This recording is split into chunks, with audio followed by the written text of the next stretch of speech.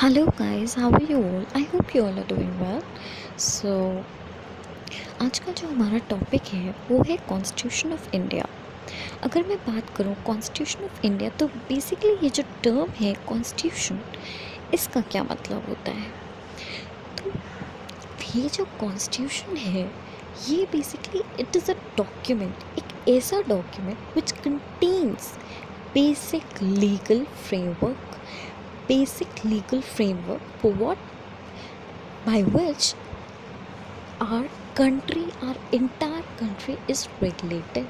कहने का मतलब ये है कि जो हमारा कॉन्स्टिट्यूशन है ये एक तरीके का डॉक्यूमेंट है, ठीक है, जिसमें कुछ सर्टन बेसिक लीगल फ्रेमवर्क दिया गया है और जिसकी हेल्प से हमारी जो एंटायर कंट्री है वो रेगुलेट होती है।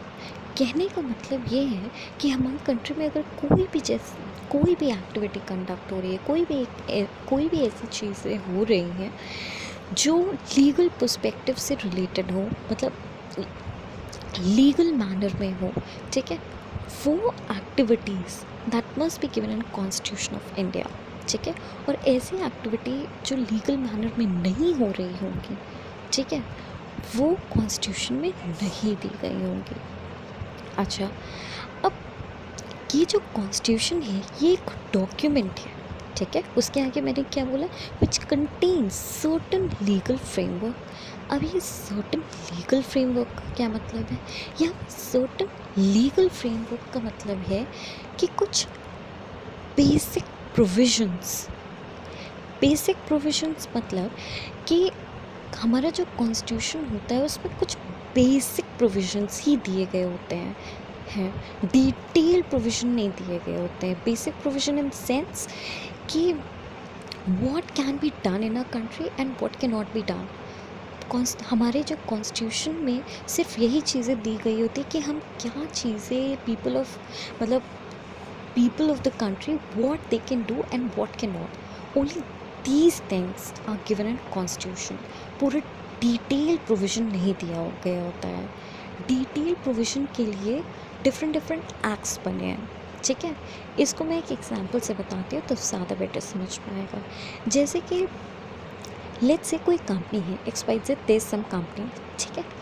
अब उस कंपनी में ये तो पता ही होगा कि एक वो होता है memorandum of association and article of association, ठीक है।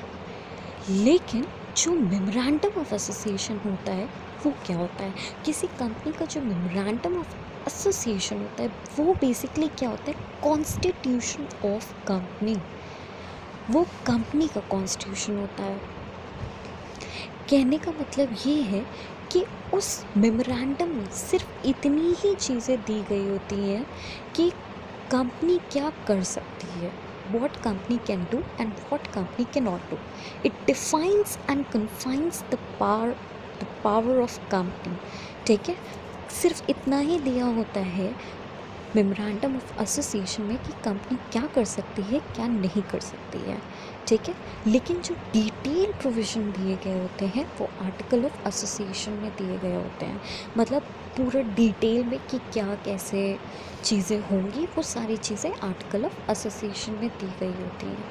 वैसे ही यहाँ ये जो कॉन्स्टिट्यूशन ऑफ इंडिया, अब यहाँ पे क्या था, जो मैंने कंपनी वाला एग्जांपल दिया, इसमें क्या है, ये कॉन्स्टिट्यूशन ऑफ क्या हो गया, कंपनी हो गया, ये मेमोरेंडम क्या, कॉन्स्टिट्यूशन ऑफ कंपनी हो गया।